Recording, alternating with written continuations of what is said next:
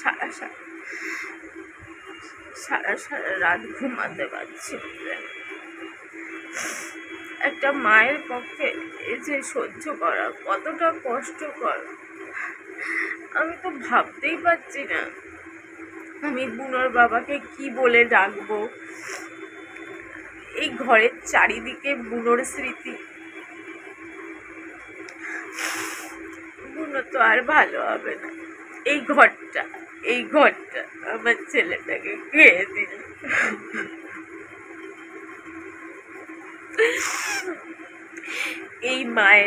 এই মায়ের অভিশাপ থেকে কেউ বাঁচবে না। কেউ আমায় খারাপ বলো, কেউ আমায় ভালো বলো, কেউ বাঁচবে না। মানছি রোগ যখন তখন হতে পারে, আমি সব মানছি, আমি এটাও মানছি আমি ভুলে গেছিলাম। আমি অনেক কিছু ভুলে যাই, তো আমি ভুলে গেছিলাম। তারপরে কোনো কথা উঠতে উঠতে কিছু দেখতে দেখতে হঠাৎ মনে পড়ে যায়, হ্যাঁ কিছু টাইম হয়তো ও কিছু জিনিস খেয়েছে, আমরা কিছু জিনিস দিয়েছি, কিন্তু আমাদের তো এক্সপিরিয়েন্স নেই। আমরা যেটুকুনি ডগি দেখেছি, আমি যেটুকুনি ডগি দেখেছি সেটুকুনি এরকমই দেখেছি। বিশ্বাস করো, মিথ্যে কথা বলছি না। আমাদের বলরাম হুঁশিয়ারিতে দাদুর বাড়িতে ছিল রসগোল্লা, 3-4টে করে রসগোল্লা খেয়ে নিত। যা দাদু খেত আসতো তাই ওকে দিত। সে যাই হোক, বিস্কুট হোক, যাই হোক, কচুরি হোক, যা হোক ওকে দিত। আমার বন্ধুর বাড়িতে আলু ভাজা, ডাল, বিরিয়ানি, এই মানে ওরা যেহেতু ওদের লাইফস্টাইলটা অন্য ছিল। আমি যার বাড়িতে হোস্টেলে ছিলাম তা নিয়ে ওর কথা বলছি না, আমাদেরই গ্রুপের বান্ধবী তার বাড়িতে ছিল। তাদের উচ্ছৃঙ্খল জীবনযাপন, ঠিকঠাক মতন রান্না হতো না, বেশিরভাগ হোটেলেই খাওয়া দাওয়া, মানে এরকম লাইফস্টাইল আর কি। কখনো বিরিয়ানি খাচ্ছে, কখনো ডাল ভাত আলু ভাজা খাচ্ছে। কত বয়স অবধি বেঁচে গেছে। আরেকজনের বাড়িতে ডগিটা অন্ধ হয়ে গেছে, মানে এত বয়স হয়ে গেছে অন্ধ হয়ে গেছে, ভালো করে দেখতে পায় না, জায়গায় ধাক্কা ধাক্কা খায়। সেও কি না খেত, মানে আচারটাও বাদ দিত না। আমরা এরকম দেখেছি, এরকমই জানি। ঠিক আছে, একটু একটু সব কিছু খায়, তো খারাপ করার জন্য তো কখনো খাওয়াইনি, যেরকম নিজের বাচ্চাদের জন্য। কিন্তু হ্যাঁ, 100% জানি যে ওটা অনেক বছর আগেকার কথা। একদম যখন এসেছিল 2-1 বছরের সময় ওই একটু একটু দিতাম, যখন ওর বয়স 3 বছর 2.5 বছর, ওইটুকুনি। পিছলে 5 বছর ধরে ও দই ভাতই খাচ্ছে, ও সিদ্ধ খাচ্ছে, কখনো একটু একটু ধুয়ে তারপর থেকে ধোয়া। যখন থেকে একটু একটু ডগের ব্যাপারে জানলাম, হসপিটালে যাওয়া আরম্ভ করলাম। এবার আমরা তো জানি সুস্থ বাচ্চা নিয়ে এসেছি, এবার আসার সঙ্গে সঙ্গেই তো আর হসপিটালে যাওয়া শুরু করে দিইনি, শুধু ভ্যাকসিনের জন্য গেছি। তখন তো অত কথাবার্তা হয়নি, অত দিন দুনিয়া জানি না যে কি হয় কি না হয়। আর যখন ও একদম প্রথম এসছিল তখন অত সোশ্যাল মিডিয়া ছিল না, তখন না ইনস্টাগ্রাম ছিল। আজ থেকে 8.5 বছর 9 বছর আগে তখন না ইনস্টাগ্রাম করতাম, না তখন ফেসবুকের কিছু জানতাম, না ইউটিউবের তো কোনো প্রশ্নই ওঠে না। ইউটিউব তো আমার কাছে এই 3-3.5 বছর 4 বছর।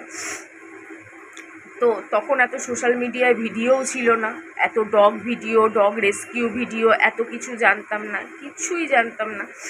যেটুকুনি যা দুনিয়াকে দেখেছি, লোকদের দেখেছি, সেইটুকুনি। তোমরা দেখো, এখনও দেখো, তোমরা একটু কলকাতার বাইরে দেখো, হিন্দি ভাষীদের ওখানে দেখো, একটু বিদেশে দেখো, একটু চায়নায় দেখো, কিভাবে মোমো খাচ্ছে, হটডগ খাচ্ছে ডগিরা, এরকম বড় বড় চিংড়ি মাছ খাচ্ছে, মানে কি না খাচ্ছে। সেই সব পর্যন্ত যেরকম মানুষ খাওয়ার ভিডিও করে, সেরকম ডগদের খাওয়ার ভিডিও ভর্তি আছে। খাওয়ার চ্যালেঞ্জ বা ইটিং শো, এরকম ভিডিও ভর্তি সোশ্যাল মিডিয়াতে। এগুলো সবই কপালের ব্যাপার, নালে ওই কেউ বিরিয়ানি খাওয়ার পরেও 18 বছর বাঁচতো না, কেউ অন্ধ হয়েও যেত না এত রসগোল্লা খাওয়ার পরে বুড়ো বয়স অবধি।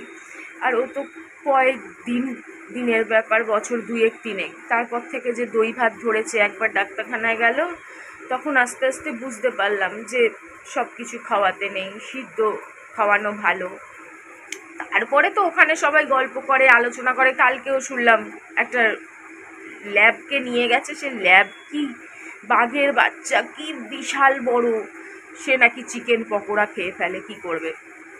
এরকম কত মানুষ কত গল্প করে। কেউ খুব মটন খায়, মটনের মাথা এনে দিলে গোটা মাথা খেয়ে নেয়। রড হুইলার একবার একটা নিয়ে গেছিলো, বলে বাবা ও আবার সিদ্ধ খায় না, ওকে রান্না করে দিতে হবে গোটা মাথা।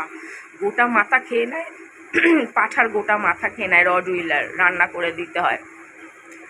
মানে এক একজন এক এক রকম বলে, 12 জনের 12 রকম মানে মতামত। তো যাই হোক, কিন্তু ডাক্তার তো নিজে বলেছে এইটুকুনিতে শান্তি পেয়েছি, নাহলে তোমাদের কথায় আমি জ্বলে পুড়ে আরও শেষ হয়ে যেতাম যদি ডাক্তার না বলতো। আমি তো ডাক্তারকে কোনো কিছু লোকাইনি, সেগুলোও বলে দিয়েছি যে ডাক্তারবাবু আমাদের খাবার খেতে কি বায়না করে, একটু একটু দেই সেটা কিভাবে খায়, আর সিদ্ধ দিলে কিছুতেই খেতে চায় না ডাক্তারবাবু। তখন উনি হাসে, উনি শুনে শুধু হাসে, তার মানে উনি জানে যে এগুলো হয়, উনি সব জানে। কালকে তো মানে সে জ্যোতিষীর মতন বলে দিল, সব বলে দিল। ও আর এখন হাঁটতে পারছে না, না এখন আর দাঁড়াতে পারছে না, না বললাম না হাঁটতে পারছে না, দাঁড়াতে পারছে না, না একটু চেষ্টা করে একটু দাঁড় করিয়ে দিলে অল্প অল্প একটু হাঁটে একটু দাঁড়ায়। তার মানে উনি সব এক্সপিরিয়েন্স, উনি সব জানেন, সব জানেন। তাদের কোনো দিনও ভালো হবে না, যার জন্য এই বাড়িটা পয়সা দিলাম 5,000 টাকা নিয়ে। ওকে ওকে ওকে ওকে, তার কথা বলছি না। কিছু মানুষ, কিছু ইউটিউবের মানুষ যারা আমাকে বাড়ি চেঞ্জ করতে বলেছিল তাদের কথাও বলছি না, তারা তো ভালো, সাদা মনে কাদা নেই, তারা ভেবেছিল আমি একটু ভালোভাবে থাকি, একটু ভালোভাবে চলি। কিন্তু কিছু মানুষ আছে, তারা সর্বোপরি রাজীব, যে আমাকে এত স্বপ্ন দেখিয়েছিল। আমি এখানেও যেরকম ফিল করছি আমি নিজের ফ্ল্যাটেও সেরকম ফিল করব। আমি কি নিজের ফ্ল্যাটে নিজেকে পড়ি বলে ফিল করব নাকি? হ্যাঁ, ভাড়া দিতে হবে না, ভাড়া তো অজিত দেয়, আমি তো দেই না। তার জন্য না, যদি ঘরটা ভালো হতো তাহলে আমার ছেলেটা তো বেঁচে যেত, আমি ভাড়ে যাই। দেখো, ও কিন্তু এই বাড়িতে চুলকানির যে একটা বড় রোগ, একটা অসুখের নামটা আমার মনে নেই, ও কিন্তু সেটা নিয়েই এসছিল। ঠিক আছে, ডাক্তার বলছে এত ওষুধ খেয়েছে ওই রোগটার জন্য, তার জন্য কিডনিতে এফেক্ট করেছে, কিন্তু এটা কিন্তু এই ঘরেই হলো, আর বেশি দিনও হলো না। কিডনির ব্যাপারটা ধরা পড়লো মাত্র 6 মাস, 5-6 মাস হয়েছে, তার মধ্যেই ছেলেটাকে শেষ করে দিল। আর দেখো, আমার যে এখানে ফোড়াটা যে হয়েছে সেটাও কিন্তু এই ঘরে এসেই হলো, ওই বাড়িতে ছিল না। এই বাড়িতে এসেই প্রায় 1 বছরের উপর হলো ফোড়াটা। হয়তো ওটা ক্যান্সার, ভবিষ্যতে গিয়ে ওটা ক্যান্সারেই দাঁড়াবে, কিন্তু আমি নিজের জন্য ভাবি না। আমি ভাবি আমি এই ছেলেটাকে ছেড়ে যে কদিনই বাঁচবো, কি করে বাঁচবো। আর যদি রাজীব এর কথা মতন টাইমে রাজীব দিত, তাহলে হয়তো আমার ছেলেটা বেঁচে যেত।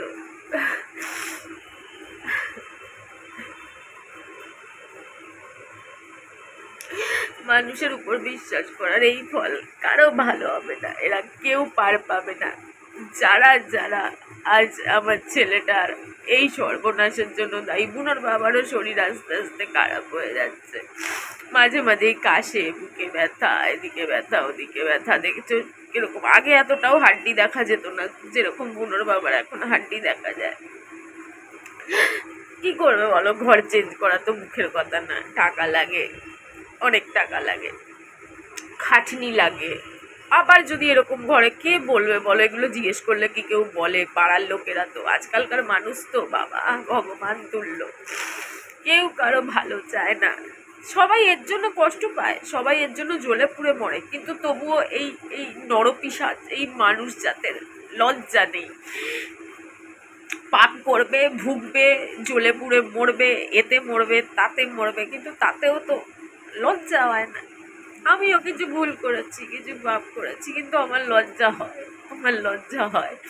তাই আমি যা করেছি করেছি, কিন্তু এখন আমি কিচ্ছু করি না। আমি সব সময় চাই যে যেটুকুনি করি যাতে আমার দ্বারা কারো ভালো হয়, আমার দ্বারা পশুর ভালো হয়, আমার দ্বারা মানুষের ভালো হয়। ভুল করে যদি কিছু ভুল করে থাকি তার জন্য সব সময় ক্ষমা চাই, আর কখনো ভুলটাকে বাড়াতে চাই না, পাপটাকে বাড়াতে চাই না। কিন্তু মানুষ কনস্ট্যান্টলি একেবারে মরার অবধি পাপ করে যাবো, বলে পচতে পচতে মরি, গলতে গলতে মরি, জাহান্নামে যাই, যা করি, কারো ভালো হবে না, কারো ভালো হবে না। আজ আমার ছেলে তো চলে যাবে, কেউ বাঁচবে না, কেউ বাঁচবে না। এটা একটা মায়ের অভিশাপ। অভিশাপ তো অভিশাপই, হ্যাঁ অভিশাপ। না, রাজীবের ভালো হবে, আমার ছেলে মরে যাবে আর ওর বাচ্চা নিয়ে শান্তিতে থাকবে, এটা হয় না, এটা কখনো হয় না। আর না, এই যাদের যাদের চক্করে আমি এই মানে কি বলবো জাহান্নামে ফেসেছি, তারা শুধু ভালোভাবে থাকবে ভাবছে, না, তারাও শেষ হবে জ্বলে পুড়ে, তাদেরও পরিবার শেষ হবে।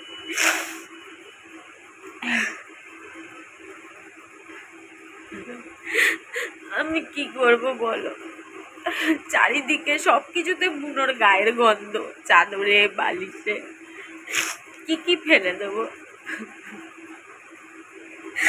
অন্য এত এত ওষুধের বাক্স আমি ফেলে দেবো।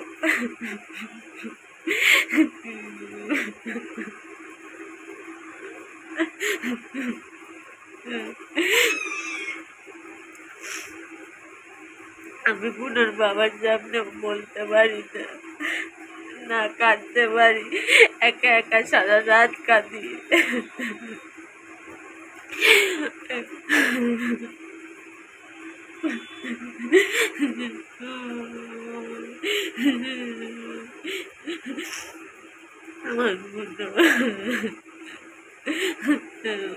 আমি কি বলে ডাকবো বুনোর বাবাকে?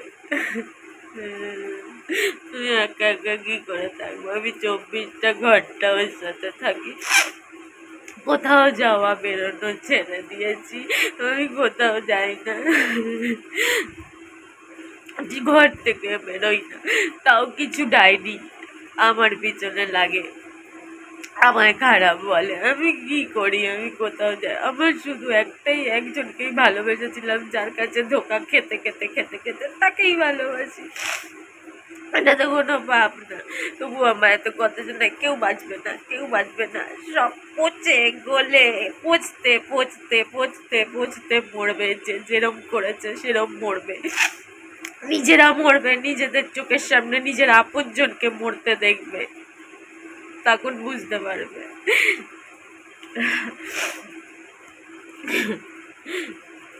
ছেলেটা আমার কিছু বলেও না, খেলেও না, কথাও বলে না। কদিন আগেও বউ বউ করতো, কদিন আগেও খেলতো, আমি বসে বসে বিকেলে খেলতাম, বলি খেলবো আয়, খেলনা দিয়ে খেলতাম। ওর কত খেলনা, আগে জগৎপুরে বেরোলেই ওর জন্য খেলনা কিনে আনতাম।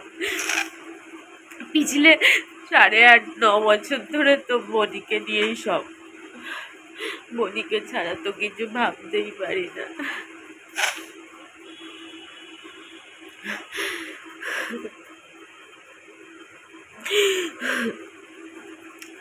রাজীবের কোনোদিন ভালো হবে না, কোনোদিন ভালো হবে না, কোনোদিন শান্তি পাবে না, ও কোনোদিন শান্তি পাবে না। আজ আমার বুক থেকে একটা ঘর থাকলে অনেক কিছু ভালো হয়ে যেত, আমার অনেক কিছু, আমার বাচ্চাগুলো আমার সাথে থাকতে পারতো, তাহলে আর অজিতের মুখও শুনতে হতো না, মুখ কালো, মুখ গোমরাও করে থাকতো না, যেটা এখানে আনলে করে থাকে। আমার বাচ্চাগুলো কি করে না করে, ভালো হচ্ছে খারাপ হচ্ছে, সব কিছু শুধুমাত্র রাজীবের জন্য, ওর একটা মিথ্যা বাধার জন্য। ও যদি এই বাধা আগে থেকে না করতো, তাহলে একটা না আজ 2-3টে ঘর আমার কাছে থাকতো, সেগুলো সবও জানে। আমি চেষ্টা করতাম, অন্য কারো থেকে যদি নাও নিতাম, আমি নিজে চেষ্টা করতাম।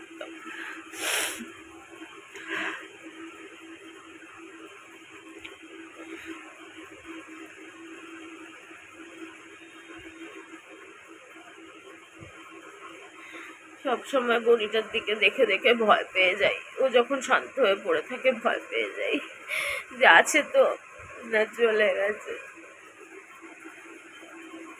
এভাবে বাঁচা যায় নাকি? এভাবে যেভাবে আমার এই অবস্থা, কেউ পার পাবে না, কেউ না, একজনও না, না রাজীব, না ইউটিউবের কেউ, নাই ঘরে ফাঁসানো মানুষগুলো, কেউ পার পাবে না। এটাই মায়ের ভেতর থেকে বেরোনো অভিশাপ। এই অভিশাপ থেকে কেউ বাঁচবে না, কেউ বাঁচবে না।